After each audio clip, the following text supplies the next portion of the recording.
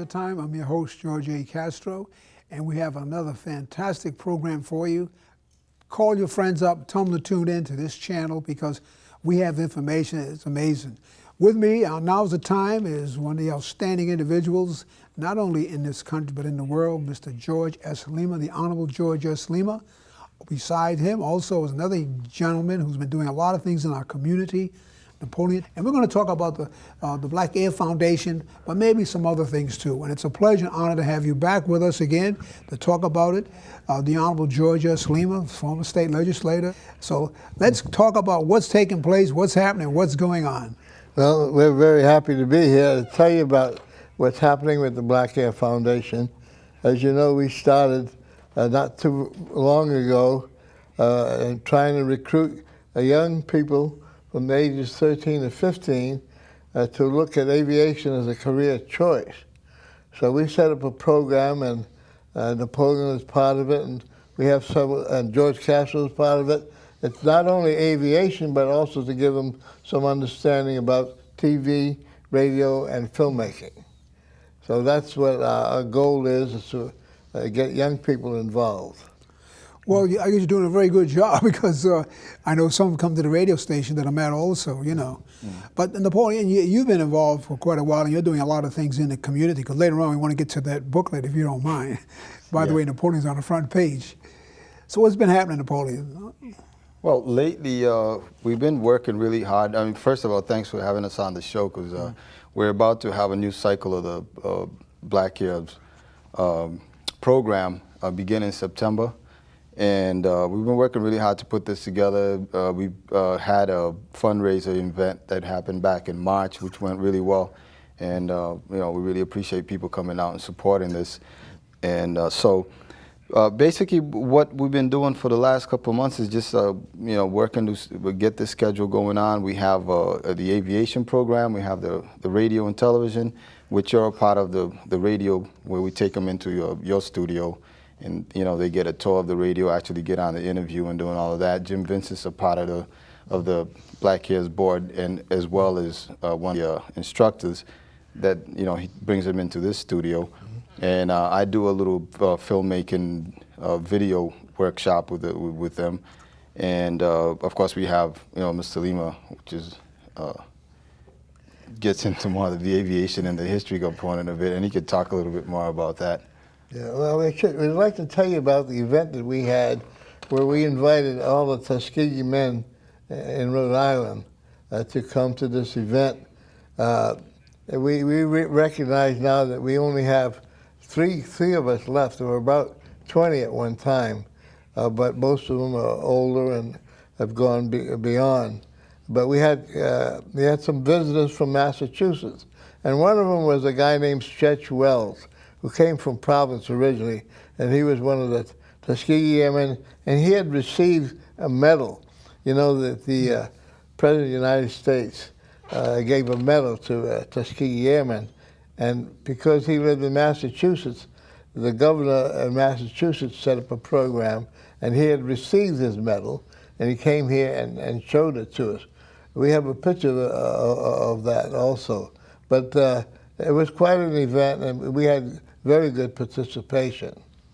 Well, that's great. You know, it's something that the viewing audience, the people here, and not only in Rhode Island and in New England, throughout the country, should be conscious and aware of what took place, what's taken place, and how it's working. I know I've seen some of these youngsters come to the radio station where I'm at Clay Channel, and we're going to have them come here also, you know. But you've taken the time you put your time in together to work with these youngsters, and I mean, but male and female. I want to clear that up, you know, I don't want to just all male, you know, which is marvelous. It's fantastic. Well, we should tell you how it really started. It was because people like Napoleon, who decided to make a documentary of my life, and we got a lot of people interested.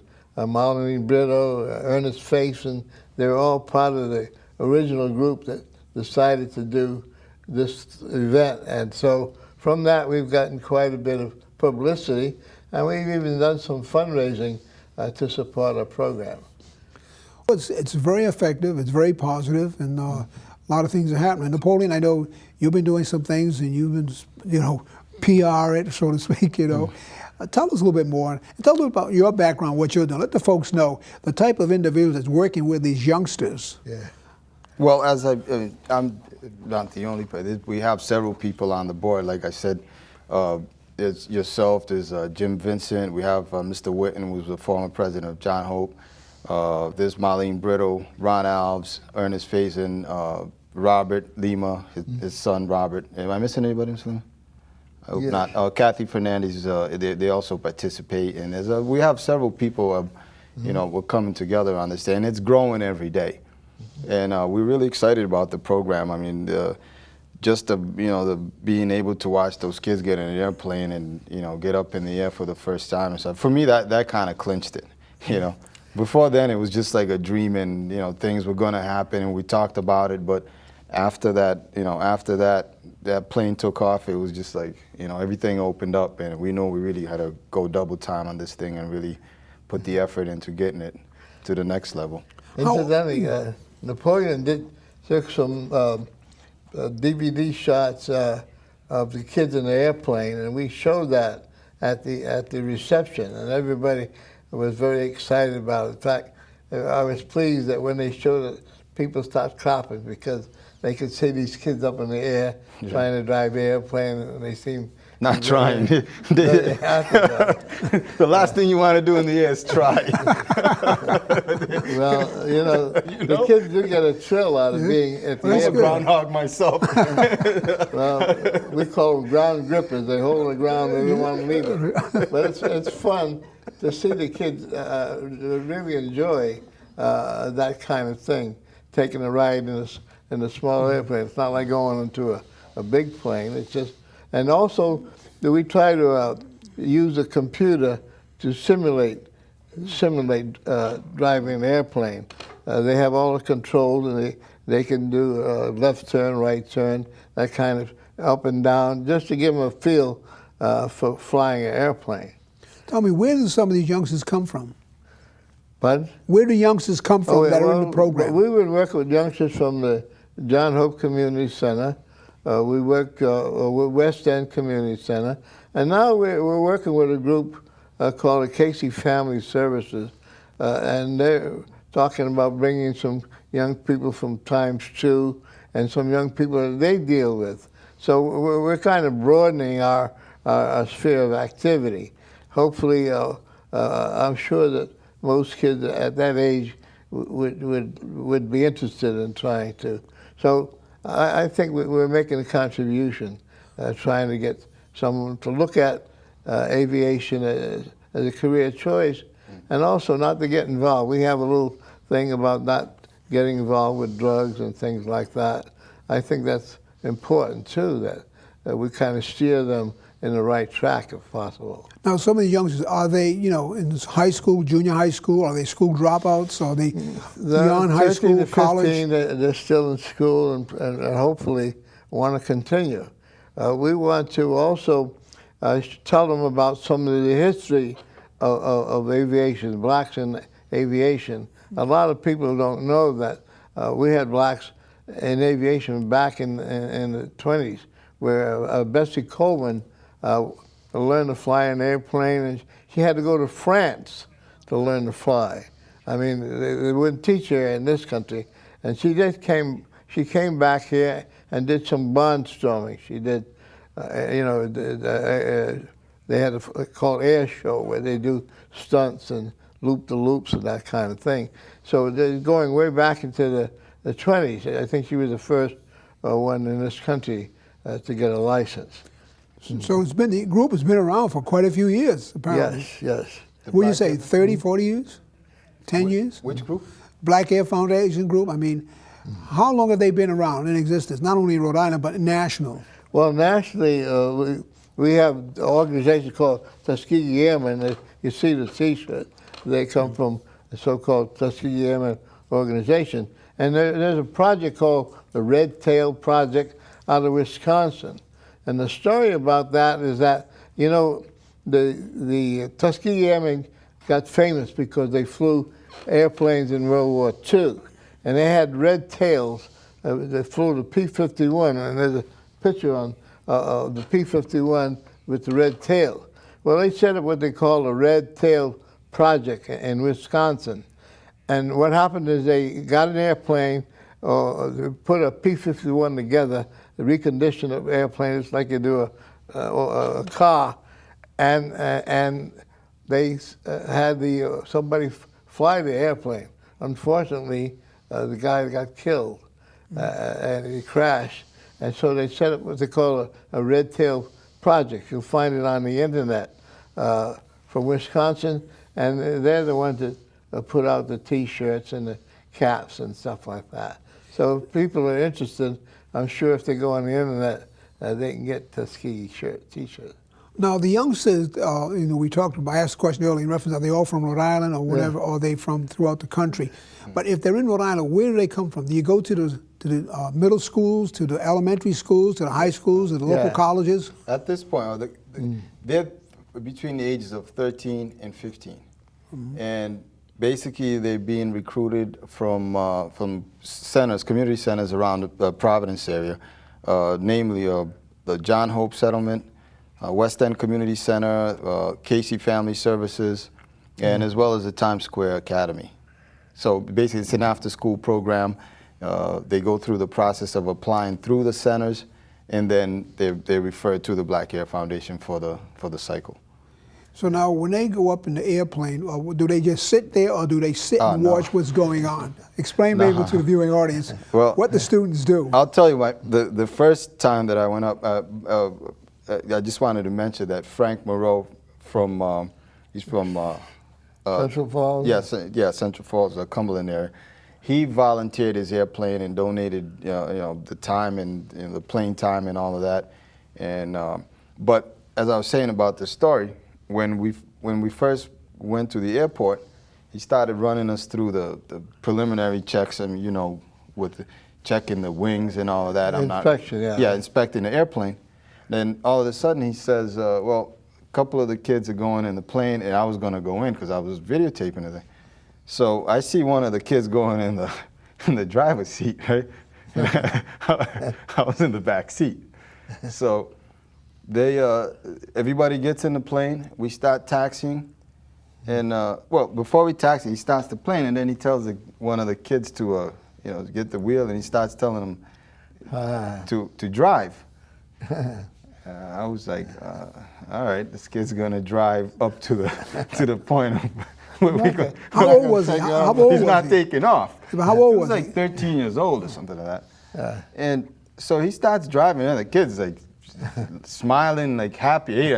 He wasn't expecting to go take off. So now we finally get to the taxiing, and he's telling him, okay, do this, and all of a sudden he says, oh, when you reach 55, just pull back a little bit. And suddenly we're taxiing, we're taking off, and when he pulls back and he says, we're off the ground, and I was like, this kid didn't get me off the ground.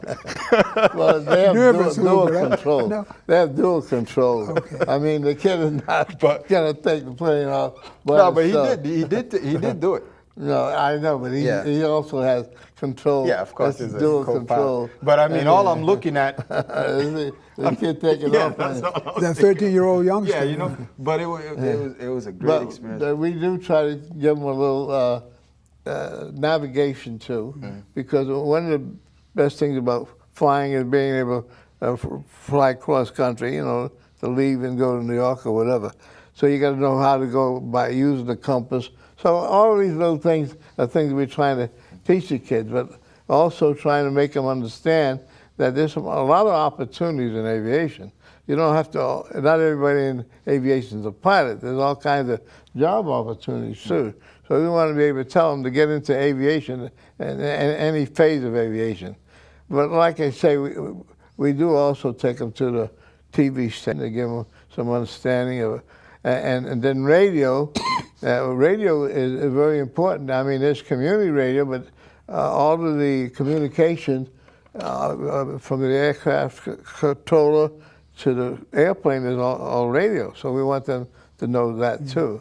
So I think we have a formula for attracting kids to do something different than they've done in the past. Well, it's very positive because we do have youngsters now who are really so brilliant. It's amazing. I listened to some of these youngsters talking who are in like the first, second, third grade, and they're 4, 5, 6 years old. And I said, oh my goodness, they'll be at Yale, Brown, Harvard, Rhode Island College, They know and they're 17 years computers, old. Right, they're in the computers, And I think it's a wonderful step that you're taking to deal with these youngsters, because we see what's happening with airplanes, we see what's happening with that business. It's taken off. Yeah. Look what's happening in Rhode Island. You look up in the sky and continuously see these planes coming in.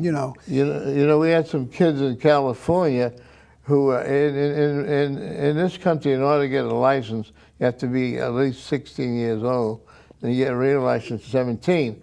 In Canada, they give them a license at 14. Really? So some of the You mean an airplane pilot? Yeah, A pilot at 14? They solo, sure. They took some kids from California and flew them up to Canada, and they did get their license at 14.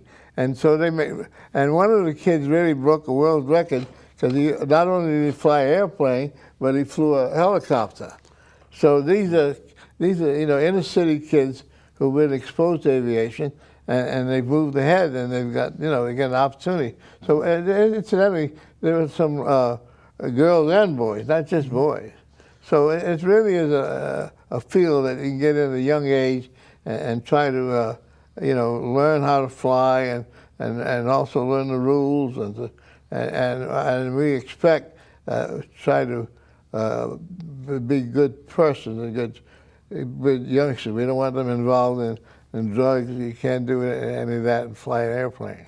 So it keeps them in school also, because that's very important. Yeah. That they stay in school, I would assume, to maintain that qualification that they need when they go into this program that you have, Black Air Foundation. Incidentally, the basis for all this was a Tuskegee Airman that flew during World War II. We had fighter pilots who went to Africa and they went to Italy, and they made quite a record for themselves in terms of aviation. Now, I was connected with a bomber outfit. I was not a fighter pilot. I was with a bomber outfit, and that outfit never went overseas. But some of the guys came back from overseas, and they made what they call a composite group. And General Davis, who was a black general, he was in charge of the whole operation. In fact, I read recently where when he came back and became the head of Lockbourne Army Air Base, that's the first time that they had a command, a black person that was command of a military installation in this country. He was in charge of the whole thing. Incidentally, his father was a general also. That's interesting. The thing is that we like to highlight here on Now's the Time, let people know who are viewing the programs, what's going on, what's happening, because a lot of folks don't know about it, because you don't get that much press.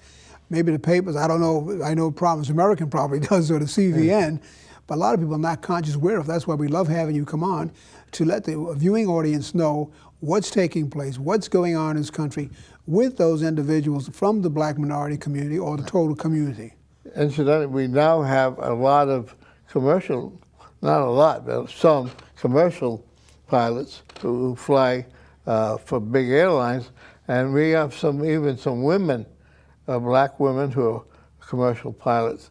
And we try to give them that kind of history, that kind of information to inspire them to become commercial pilots, which is the top of the line. Tell you the truth, I never thought of it coming up as a youngster. That was so far out of my that's vocabulary me and too. occupation. And that's one of the things that's exciting about it, because I think back to when I was like that age, and that was not anything that I saw around me. Number one, not just the aviation, but I mean from radio and TV and all this other things that these industries that they're getting exposure to. Just to be able to like see somebody that's doing it, and that's it's an amazing. They have their minds just open up, and it's a whole new world and a whole new world of opportunities. And that's what that's why we're working so hard to make sure that this program continues, and hopefully like we get a lot more support from the people out there. Well, I think you are getting support, and it's fantastic. We do have publications newsletters that we can send people who are interested, give them some information. Have memberships and. Yeah, what I was going to say too, Tuskegee is something that a lot of people not even conscious of and should be aware of what took place. And I'm glad George Lima, the Honorable George Lima, you brought this up about Tuskegee, because people don't even know. And there's so much history in this country. Yeah, sure. I mean, you know, being an American here in this country, that regardless of what you look like, there's a lot of history. A lot of history from the people of color, the black community, besides the Caucasian community, you know.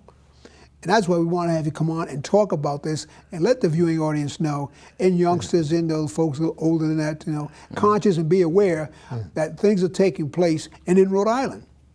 Yeah, they are opening a museum at Tuskegee now, sponsored by the National Park Service, and have the inauguration is going to be October 24th, and all of the old Tuskegee men are invited. I'm not going to be able to go, but I'm going to send my grandson. He's going to represent me there at the Tuskegee Air Museum. Well, it's, you know, I'd like to get back to it too, because I noticed what you have on. I don't know if the cameras can zoom in on it, but I know I love your T-shirts you have there, Tuskegee and Tuskegee also, and the hat, which is very nice. Some of the memorabilia that they ship around people. If they're interested, they can look on their computer for the Red Tail Project, which is what they used to call those fighter pilots over there in Europe. So, in other words, Yeah, actually, I just wanted to mention one thing though about the AARP. Oh yeah, TV1. Yeah, TV1 has a commercial story. I mean, they have a what do you call it? Yeah, a commercial. By ARP, I was selected to be one of the so-called remarkable persons or something. So-called. Well, because I'm 87. you are one of the remarkable persons. 89 years So-called. old. I've been around a long time and got in a lot of things. So if you look at TV1, channel 153 on the cable, from time to time they have a commercial about. Yeah, it's a national award, and it's called the Remarkable People. It's put out by AARP. And so TV1 came down from Washington and to do a commercial with him. We were at the North Central Airport in the Landmark Aviation hangar, and he was out there doing his thing, aspiring actor. Well, it was kind of fun. Yeah. But it was good. You know, we have people like the Honorable George S. Lima here, who's still active, still doing things in a positive, stimulating, motivating way that more folks should be doing and working with youngsters. Not only youngsters, working with other folks too, you know. Sometimes the youngsters need the support, but also some of these adults, I think, probably also need some of this, you know. And what you're doing with this is just amazing. That's why I want to have you come on and talk about it and have you come back again and talk about it. One of the advantages in being involved with the media, I mean, the TV and radio, and Napoleon's involved with some publications. Yes, I just saw this picture on the front page. Yes, that is interesting. You know, when I was... Yeah, it's actually a magazine that's put out by Tony Bass is the publisher. Oh yes, I know Tony. And he also has a television program called City Yep. Beat, which is an entertainment program, and he does a lot of music, arts, and culture in there. And he puts out this magazine too. I just happen to be on this. You just picked up a pre-copy. Actually, you're getting a sneak preview of it. Well, we're gonna have. I'm here with with Daphne Valerius. I don't know if you heard about her, but she has a film out called Souls of Black Sisters. Oh no, and I haven't. yeah, and it's getting a lot of really national press. She was just actually on C-SPAN recently, doing a forum with a. Well, we'll probably have to bring her. Have her come on. She's an and bring her back interesting on, person you know. herself. Right now, we're talking about the air, the Tuskegee, and That's I'm just kidding. that's so good. That's good. We want you to have that. Plug in. You know, that's what we try to do here on Now's the Time, is try to bring information to the total community. What's taking place, what's going on here in Rhode Island and throughout the country, but basically in Rhode Island, because folks don't really know. They think Rhode Island's just a little small state and that's it. It only has a few things it deals with, but it has so much going on in our community. And when you have people like yourself, Napoleon Texera, and you have the Honorable George S. Lima, still active, still doing things, very conscious and very, what's so great about it is very positive. And the attitude is very positive. We'll be starting in September with a new cycle, and the first thing we're going to do is is give an orientation, and we ask that they have the parents' permission, of course. And then we also have a little pledge that they're not going to be involved with drugs and stuff like that, because we can't. And then we talk about letting them try flight simulator with a computer, so they can just kind of get the idea about flying. Also, we take them out to the airport. We teach them how to inspect the airplane, which is an important part of our when you use an airplane, you got to make sure all the parts are working before you take off. And then we try to give them something about navigation and use of the compass, and then we give them the ride, and then we have a graduation ceremony where we give them a T-shirt that's talking about the Lima. We call them cadets, incidentally, Lima Flying Squadron, and we give them a little pin that designates an airplane, and so we try to give them the whole program to keep them inspired. The key, they do seem to be excited about it. In fact, they go out and they tell some other kids about it, and the other kids say, well, they'd like to do the same thing. So it's an after-school program that's available in Rhode Island, and hopefully we'll have, many more cycles. Well, we're going to be, we had a couple of programs so far. I think it's about the second time, but we're going to continue to have you come back on periodically and talk about it. I know we're doing some things with radio, with the youngsters as well as the adults who are working it, And it's very important because when you have positive things like this, the audience, the people in the state of Rhode Island and the country should be conscious and aware of it. Because you hear about all the negatives, you don't hear that much about the positives, Right. And that's what I know in the community and with people like yourself, and Napoleon X and the Honorable George S. Lima, and many, many others that you have that we mentioned earlier. Well, that's fantastic. We'd like to also, Napoleon, I know you did a couple of videos. So maybe next time we can have you come back on and maybe we can show some of what you've done, We're glad to do that. We'd like to bring some of the young people in. Oh, yes, for why not? an interview. That'd be great. Also. Sure, that's it. Well, we know time sometimes runs on us, and we're trying to figure out how much time we have in the program. I know we still have some more time. Is this all? But, but the thing is that it's so important to have people like yourself and others you mentioned who participate, who volunteer their time, who have your own business, your own family, but you're out there doing things. And that's what we find more people maybe should take a stand in working with something like that. Very good. Well, I see our time is running out. We're going to have you come back on again. We want to thank you for being with us, the Honorable George S. Lima, who also is Tuskegee and doing a lot of things besides NAACP, working with youngsters and also politically, and also Napoleon, who's done some marvelous things in the community. I want to thank you, gentlemen. Love to have you come back again and talk more about what's taking place with Black Air Foundation here in Rhode Island and history that you've made. I know we have about 30 seconds left. You want to say something? Oh, we have to wrap it up. Sorry. Well, anyway, we hope you enjoyed the program. We're going to bring them back again right here on Now's the Time. I'm your host, George A. Castro. Peace be with you. God bless you. We'll see you next time.